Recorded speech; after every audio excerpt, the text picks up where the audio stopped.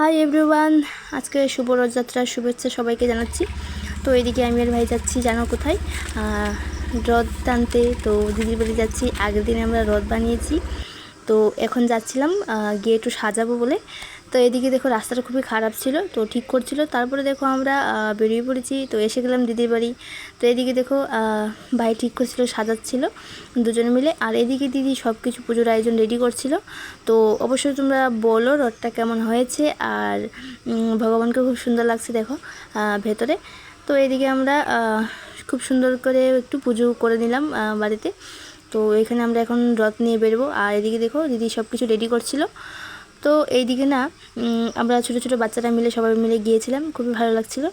তো রোদও দিচ্ছিলো আর ভীষণ গরম, তো গরম হলে কি হবে, আনন্দ তো খুবই লাগছিল। তো এদিকে আমরা বেরিয়ে পড়েছি এখন রাস্তায়।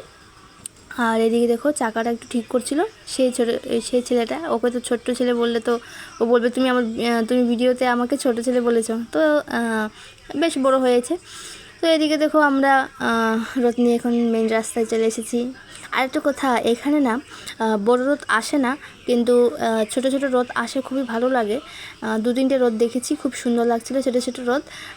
সবাই দেখছিল আর সবাই একটু রথও টেনে যাচ্ছে। তো এদিকে তো রথ আসে না, তো আমাদের খুবই আনন্দ লাগছিল যে ছোটো ছোটো রথ হলে খুবই সুন্দর হয় আর সবাই টানতে পারে, ভগবানের একটু ডাকতে পারে। তো এই উদ্দেশ্যে সবাই আমরা রথ নিয়ে বেরিয়ে পড়েছি। তো রথটা অবশ্যই কেমন হয়েছে তোমরা একটু বলো। আর এদিকে না বৃষ্টিও আসার একটু একটু পড়েছিল, তো পরে বৃষ্টি থেমে গেছিলো। তো এদিকে ভগবান তো জানে আমরা খুব খুশিতে এদিকে রথ নিয়ে বেরিয়েছি, বৃষ্টি হলে কি করে হবে। তো আমরা রথ নিয়ে বেরিয়েছি। আর তোমরা কে কে রথ বানিয়েছো বা রথ টেনেছো অবশ্যই জানিও। আর এদিকে দেখো অনেক মানুষ হয়েছে, তোমাদের দেখাচ্ছি। তো খুবই আনন্দ লাগছিল। এদিকে একটা গান লাগিয়ে দিয়েছিলাম, হোপার ছিল ভিতরে। তো এদিকে দেখো অনেক মানুষ, এদিকে না বৃষ্টিও পড়ছিল। তো ভিডিওটা কেমন হয়েছে অবশ্যই জানিও। আর পরে ভিডিও করতে পারিনি, তো আজকে এটুকুই, টাটা।